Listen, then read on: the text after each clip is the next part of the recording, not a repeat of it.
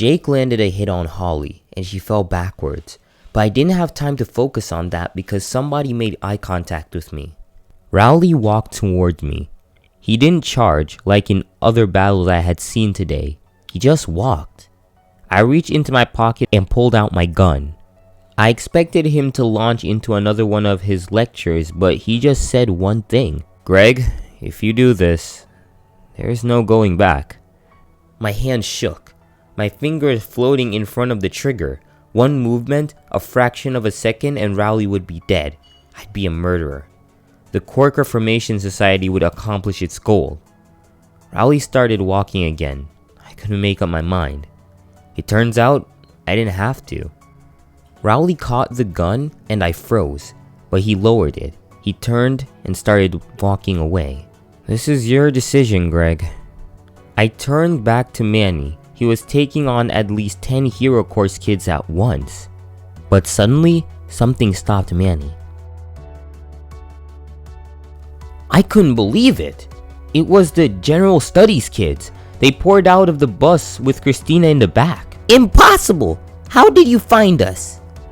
As if to answer his question, somebody else stepped out of the bus. But as he stepped onto the battlefield, somebody followed behind him. "Greg!" Roderick started running towards me and I instinctively started walking to him. But before he could reach me, he showed up. Leland. Leland is a huge fan of the game Magic and Monsters and joined the UA business course in the hopes of creating his own lucrative tabletop RPG. He's 2 years older than Greg and the rest of the freshmen and is in the same class as Jake McGo. Quirk. Ventriloquism. He can project a voice from a location near him without moving his mouth or giving any indication that the voice is coming from him. The voice sounds like his, but it's higher pitched. "Wait, don't!" But the Grout ignored me. He raised a massive log-shaped fist over Roderick. I reached for my notebook, anything I could use, when suddenly, Bill smashed the Grout with his guitar. But the Grout recovered and turned to face him. Bill had gotten a surprise attack, but it would be hard for him to play the guitar and fight against such a strong opponent at the same time. "Bill, give me that." I was confused at first, but then I remembered how Bill's quirk worked. The louder the music, the more powerful he would be. I think Roderick had the same idea. Bill hesitated for a second, but then threw Roderick his guitar. Roderick started playing and used his quirk to create the loudest, most ear-splitting music I have ever heard in my life.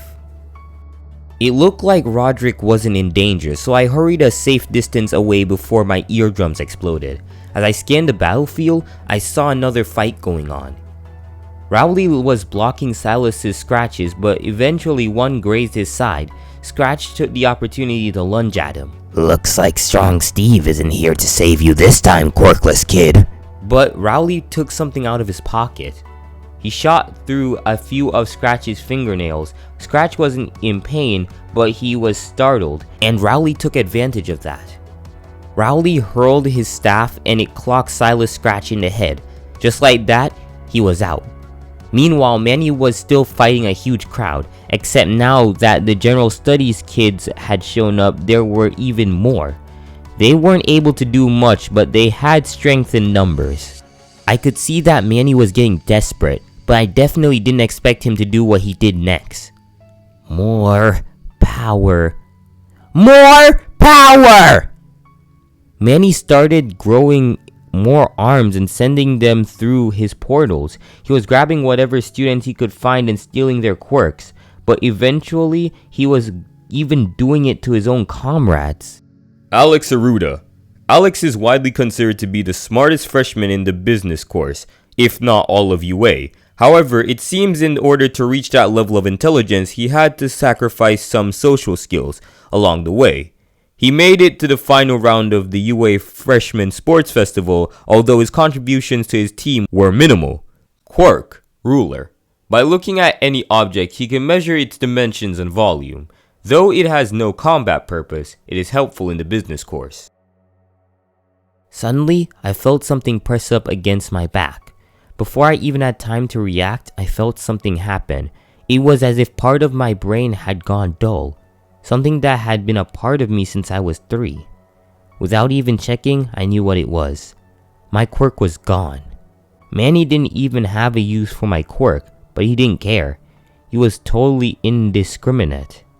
Teachers, students, villains, he just wanted as many quirks as he could to get his many muscular hands on. And now that he had all that power, he was winning.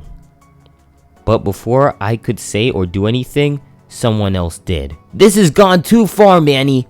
You're totally unhinged." You think so? Manny shot out a fireball and Jake dodged it with ease, but Manny wasn't done there. The grout's vines, cars, watermelons, and more projectiles were hurled at Jake. But Jake was able to avoid them all. I guess One For All really is that strong. And since One For All was the one quirk Manny couldn't steal, that gave Jake an advantage that no one else had. But using Meckley's quirk, Manny picked something up, Rowley's staff. He lifted it off the ground and changed its shape, sharpening the tip. Manny ran towards Jake and threw the staff at him like a javelin. Jake ducked out of the way. Unfortunately, Manny was ready for that. No! Couldn't stop tears from filling my eyes as I ran over to Jake. He was lying on the ground, barely moving. Greg, thank you. What are you talking about? You've always been a good friend to me. But I was the one who brought you into all of this. Jake reached out and put a hand on my shoulder. Then, you know what you have to do now, right? Suddenly, where Jake had touched me, I felt a power spread through my veins. Adrenaline filled my body as my veins began to glow. I would really get a quirk? It seems like he tries really hard to be a hero. By the way, it's nice to talk to you again, Greg. No problem, I was just returning the favor. Greg, why do you want to be a hero? That's right, Jake. No more running away. No more watching things happen from a distance. No more letting my friends die. I had made my choice. I ran towards Manny, my new quirk making each step cover yards. As I reached Manny, he turned to look at me, but I didn't give him time to say anything. I put everything I had into each of my punches, but so did Manny.